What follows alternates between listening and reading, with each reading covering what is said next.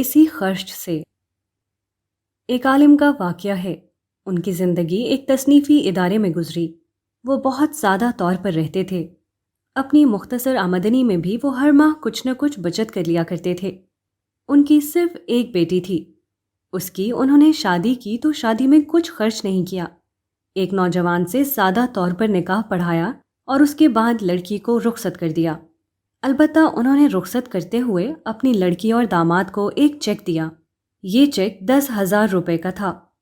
انہوں نے کہا، یہی میری زندگی بھر کی بچت ہے جو بینک میں جمع تھی۔ اس رقم کو میں شادی کی رسوم میں بھی خرچ کر سکتا تھا، تاہم اس کے مقابلے میں مجھے یہ زیادہ پسند آیا کہ میں اس کو نقد تم لوگوں کے حوالے کر دوں۔ تم لوگ اسے سنبھالو اور اس کو اپنی زندگی کی تعمیر میں استعمال کرو۔ لڑکی اور داماد نے باہم مشورہ کیا تو ان کی سمجھ میں یہ بات آئی کہ اس رقم سے کوئی کاروبار شروع کیا جائے۔ چنانچہ انہوں نے ایسا ہی کیا۔ ابتدا میں ان کو کافی محنت کرنی پڑی۔ بعض اوقات بڑے سخت مراحل سامنے آئے، مگر وہ مستقل مزاجی کے ساتھ اپنے کاروبار پر جمے رہے۔ بالآخر حالات بدلنا شروع ہوئے۔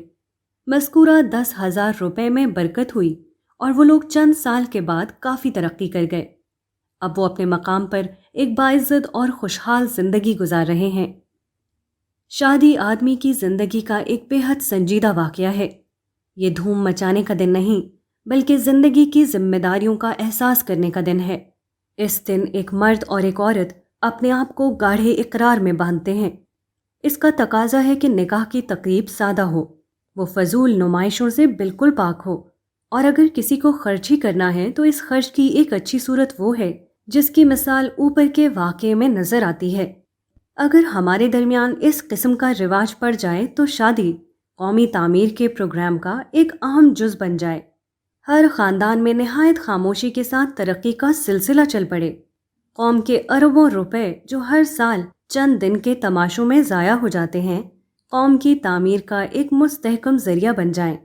وہ قومی اقتصادیات کے منصوبے کا جز بن جائیں اور قوم اقتصادی حیثیت سے اوپر اٹھ جائے تو یہ صرف ایک اقتصادی واقعہ نہیں ہوگا، بلکہ بے شمار پہلوؤں سے یہ قوم کی ترقی کے لیے مفید ہوگا۔